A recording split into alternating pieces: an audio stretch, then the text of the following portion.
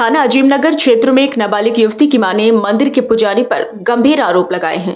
पीड़िता की मां का आरोप है कि उसकी नाबालिग युवती मंदिर में पूजा करने जाती थी। लगभग 2 साल से मंदिर का पुजारी नाबालिग युवती के साथ दुष्कर्म की घटना को अंजाम देता था, जिससे पीड़िता 8.5 महीने की गर्भवती हो गई। साथ ही मंदिर के पुजारी ने उसे जान से मारने की धमकी भी दे डाली।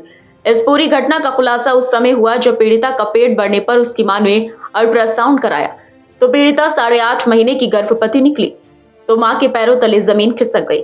फिर पीड़िता ने अपनी मां को पूरी घटना की आप बीती बताई, परंतु मामला महाराज से संबंधित था, तो गांव वालों के समझाने पर पीड़िता की मां ने पीड़िता का विवाह कहीं और करा दिया, जिसके कुछ दिन के बाद पीड़िता ने एक बच्चे को जन्म दिया। अब पीड़िता की मां ने पुलिस से इंसाफ की गुहार लगाई है। पुलिस दी गई तहरीर के आधार पर 4 लोगों के खिलाफ अभियोग पंजीकृत कर जांच में जुट गई थी, जिसके बाद पुलिस ने महाराज को गिरफ्तार भी कर लिया है, जिनका मेडिकल जारी है।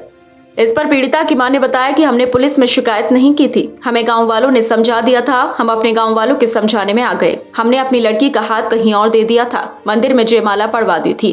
फिर हम अपने घर पर आ गए। फिर हमने सोचा चलो गांव वालों की बात मान लेते हैं। हमने पहले थाने में कुछ नहीं किया था।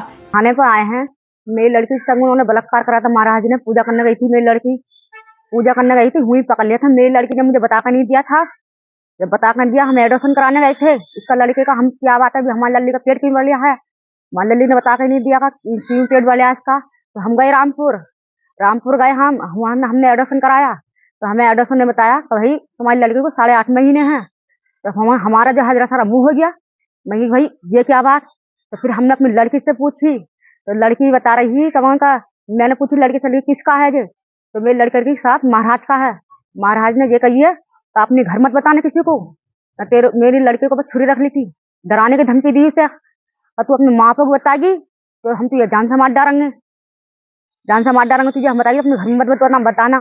और हम पूछते ना करते ऐसा, तो हमें पता नहीं चलता हम किसी बात का भी। तो अब जो आपने क्या किया? अब हमें महाराज को अंदर करा दी। तो शिकायत की थी आपने इससे पहले? पुलिस में शिकायत नहीं की थी हमने। अब कही थी, हमने गांव वालों में समझा दिया था।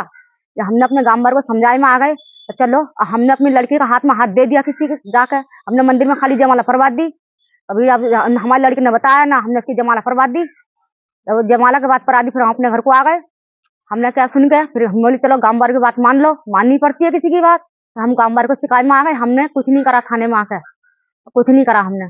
पुलिस अधीक्षक रामपुर विद्या सागर मिश्र ने बताया कि थाना अजीमनगर पर एक प्रार्थना पत्र प्राप्त हुआ था, जिसकी जांच की गई। जांच के क्रम में तथ्य सही पाए जाने के उपरांत सुसंगत धाराओं में दिए गए आवेदन पत्र के क्रम में अभियोग पंजीकृत किया गया है और इसकी विवेचना की जा रही है।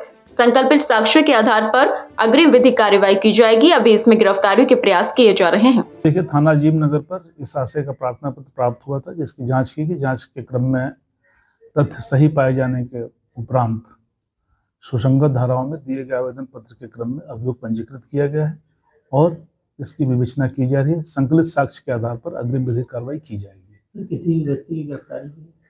अभी गिरफ्तारी के प्रयास किए जा रहे हैं।